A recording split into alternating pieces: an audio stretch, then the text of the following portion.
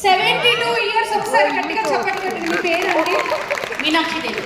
కాదు నిహారిక, ఈ పాట నిజంగా శృంగార గీతాల ఐటమ్ సాంగ్ల చరిత్రను తిరగరాసింది. ఒక రకంగా చెప్పాలంటే 72 కాస్త 27 చేసిన పాట.